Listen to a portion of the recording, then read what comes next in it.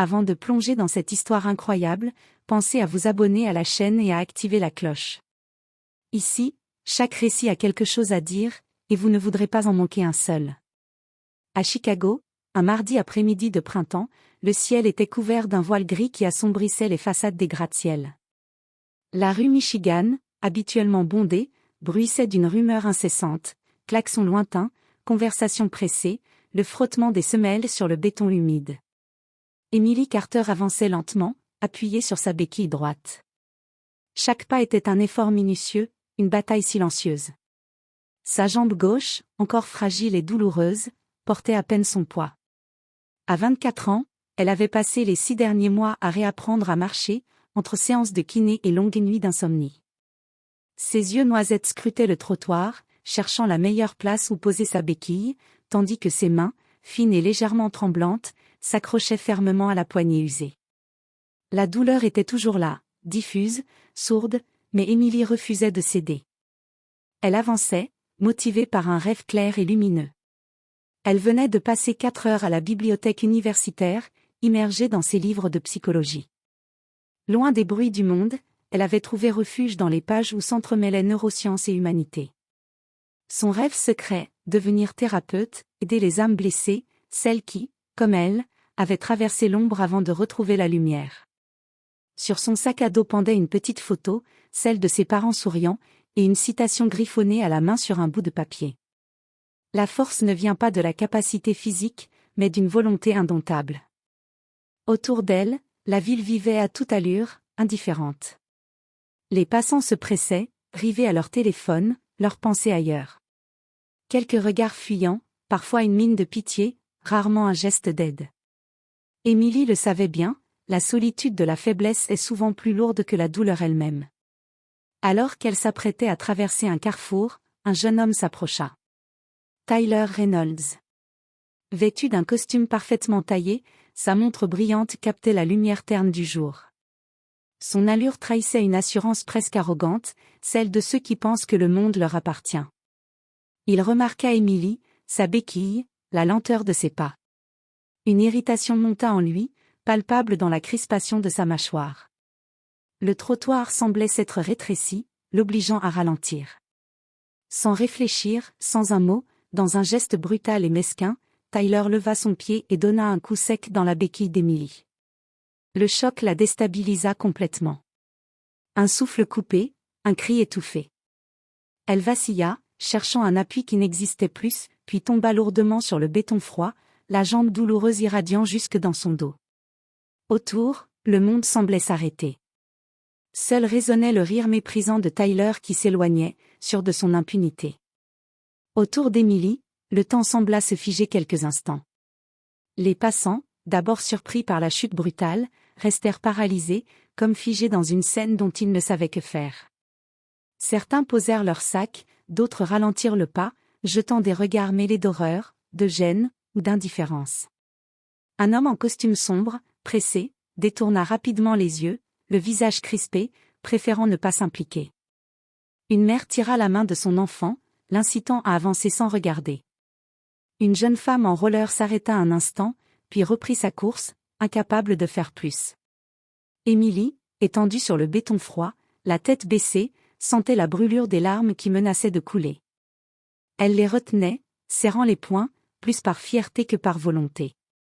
Ce n'était pas seulement la douleur physique qui l'assaillait, mais cette humiliation, ce mépris brutal, qui réveillait en elle toutes les blessures enfouies.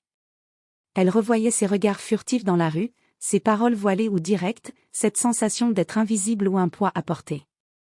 Cette attaque n'était qu'un écho de toutes ces humiliations silencieuses, accumulées au fil des mois.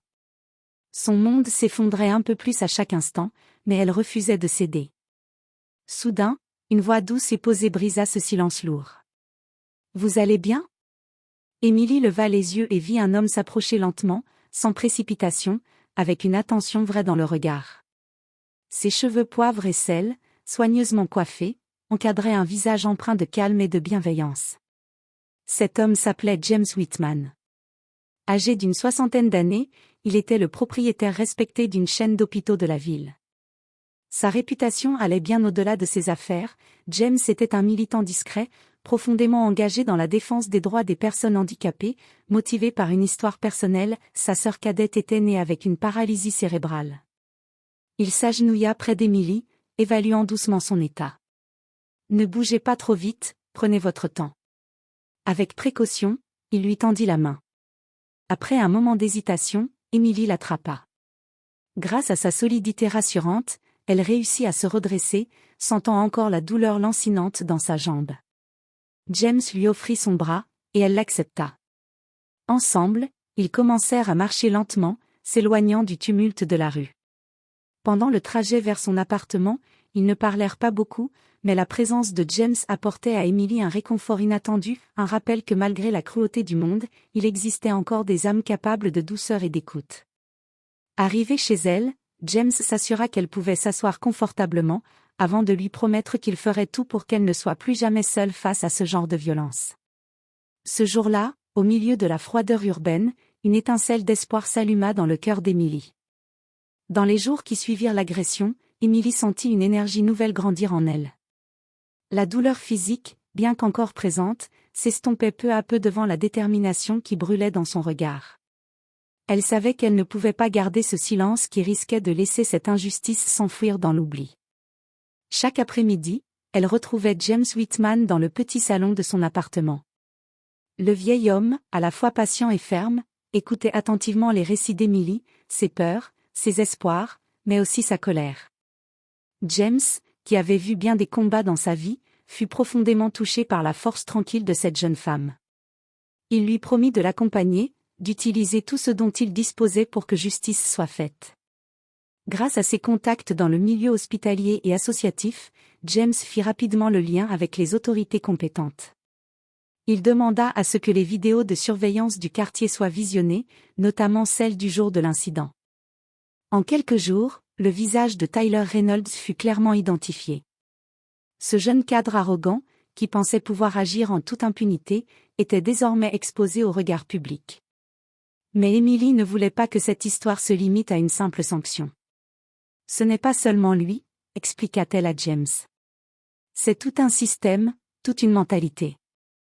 Je veux que ça serve à quelque chose de plus grand. » Ensemble, ils imaginèrent la création d'une association, Passe en nous, un nom choisi avec soin, qui rappelait que les personnes handicapées ne voulaient plus être ignorées ni exclues.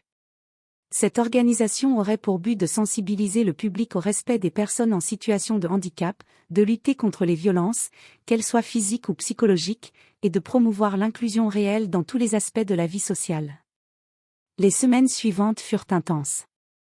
Emily, soutenue par James, multiplia les interviews, les rencontres avec des associations, des institutions, et les médias. Son histoire devint un symbole.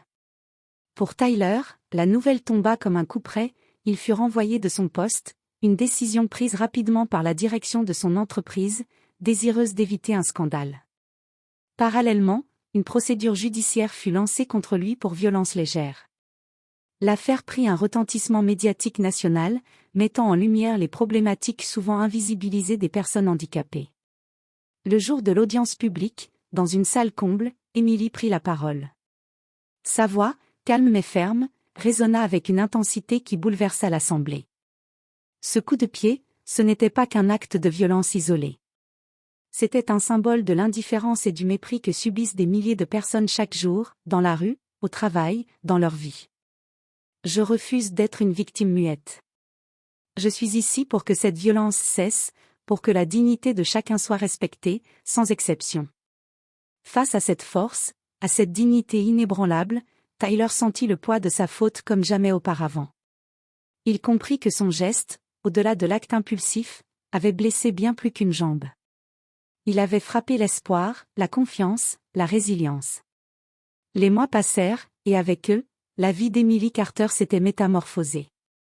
Peu à peu, elle retrouva non seulement l'usage partiel de sa jambe, mais surtout, une confiance en elle qu'elle croyait perdue à jamais. L'association « Passe en nous » gagna en notoriété. Ce qui avait commencé comme une petite initiative, portée par la volonté de deux âmes déterminées, devint un mouvement puissant, capable de faire entendre la voix des personnes handicapées dans tout le pays.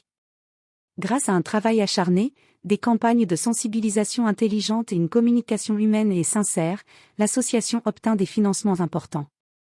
Des partenariats avec des institutions, des écoles, des entreprises virent le jour.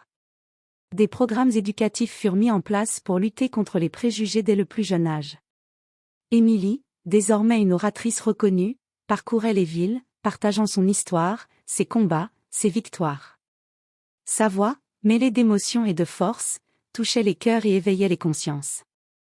Pendant ce temps, Tyler Reynolds vivait un cheminement personnel difficile, mais essentiel.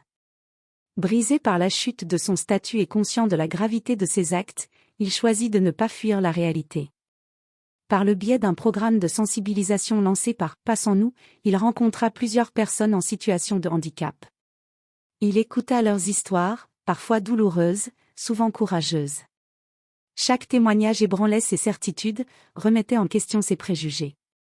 Ce fut un processus lent, marqué par la honte, la remise en question, et finalement, la compréhension. Un jour, lors d'une conférence organisée par l'association, Tyler fit un pas que personne n'attendait, il monta sur scène, devant un public attentif et ému, et adressa des excuses publiques à Émilie. « Émilie, dit-il d'une voix tremblante, je ne peux effacer ce que j'ai fait, ni la douleur que je t'ai causée. Mais je tiens à te présenter mes excuses les plus sincères. Ce que tu fais pour tant de personnes est admirable, et je veux apprendre à être meilleur, à être différent. » Les regards se croisèrent, non pas dans la confrontation, mais dans une reconnaissance mutuelle du chemin parcouru. Ils ne se croisèrent jamais comme avant, dans la rue ou par hasard, mais quelque chose avait changé en eux, une leçon d'humilité, une ouverture au changement. Aujourd'hui, Émilie Carter est une voix écoutée, respectée, une force motrice d'un changement profond dans la société. Son combat a permis d'ouvrir les yeux sur les réalités du handicap, de briser des tabous, d'inspirer une génération à agir avec plus de compassion et d'équité. Tout cela est né d'un simple coup de pied, d'un geste violent et cruel, mais qui a déclenché une vague de solidarité, de prise de conscience, et surtout, de transformation. Parce que parfois, la plus grande force naît des blessures les plus profondes.